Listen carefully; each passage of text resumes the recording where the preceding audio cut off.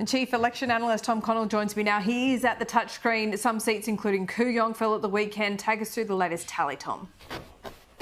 Yeah, these are the tallies as we look at the situation right now. I've just got some echo in my ear. Someone can take me out of that. So worth looking at: Labor 78, Greens 4, of course, Coalition 56, and C-in, that means Climate 200-backed independents. This is where we are now. You can see climate-backed independents up to 5. It looks like that's where they'll stay. The Greens will stay on 1. The Coalition could tick up a bit, and this is obviously going to be part of the focus. What number of people are actually voting in these various meetings? This is just lower house figures, of course. Looking at Kuyuna, this was a really close result. What this essentially came down to is the vote left and whether or not Amelia Hamer could actually bridge the gap. So as you can see here, this is still a relatively tight contest, but we've called it for Monique Ryan. Why is that? There's still a gap of 600. There was quite a lot of what are called declaration votes left, and they are pre-poll votes that you do out of the electorate. Now, these had to go about 55% for Amelia Hamer to be a chance. That was theoretically possible looking at past trends. Look how they came in. These are not all the votes, but this is a big chunk of them the other way. So rather than the lead tighten, which it could have, to perhaps in the order of 300, 400 votes, and then we would see more progress. Because it went the other way, that has allowed us to say there is no viable path back for Amelia Hamer.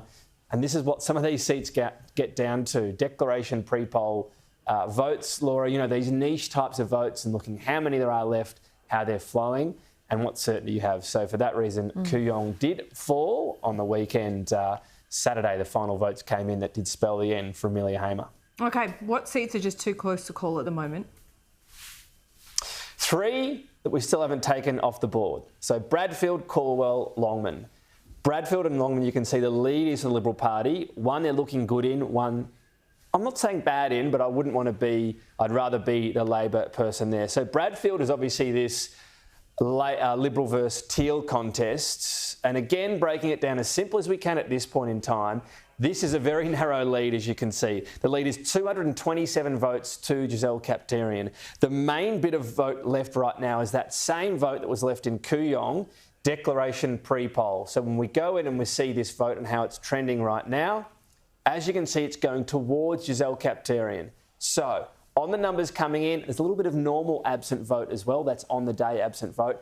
I actually predict she'll slightly extend her overall lead, Giselle Kaptarian, to about 270 votes.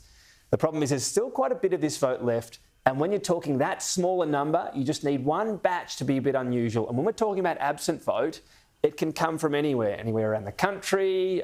So we don't have a sight on what sort of vote it is. Therefore, there's enough here to be uncertain about, even though I suspect we'll see a Liberal Party win. There's enough to be uncertain about it to hold off calling. So if we get one more batch of votes that suggests this is a trend, that she's winning this type of vote, as she is now, 51.57, then I'll take it off the board. So that's what we're waiting for in Bradfield. The other one is an LNP Labor contest in the seat of Longman, and this has been a cliffhanger all the way through. Again, when we go straight to the two-party preferred, you can see the margin here. Again, it's the Liberal Party ahead, and the vote here is 219, or the lead here is 219 votes to Terry Young.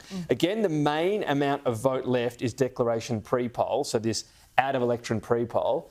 How that's trending right now, if we have a look at it, bringing this up, as you can see, it's slightly towards Terry Young, 50.3 to 49.7. So you'd go, right, advantage Terry Young. But the other vote that is coming in at the moment that's going really strongly towards the Labor Party is this absent vote, and there's still a decent amount of this left.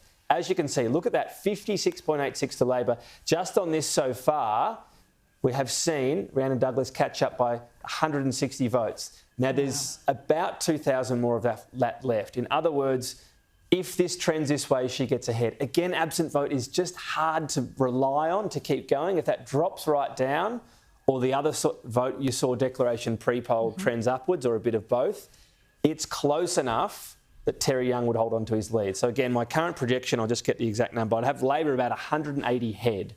So you don't need many changes in that, or just one batch that really surprises us again, because this is vote. We can't track it down to one booth. OK, it's this booth here, or it's not that reliable postal vote. It can come from anywhere. And for that reason, not willing to go there. And the final one we haven't called just yet is the seat of Calwell. This will take weeks, Laura. So no one, if anyone sees this called anywhere, you can essentially ignore it. So the seat of Calwell is going to be so close. There you go. I got there eventually. Thank you. The problem here is the primary vote and who's going to finish second. No idea. So these votes are going to continue to be counted. If it becomes Carly Moore as an independent, she might get enough vote and preferences to then get over the top of Labor. We don't know. And it's going to be so close, the Electoral Commission will wait till all the postals are in and then start the counts. So that one will be weeks away. It's just lucky we're not relying on it for a majority. Okay, Tom, thanks so much for that. I really appreciate it. We'll see you soon.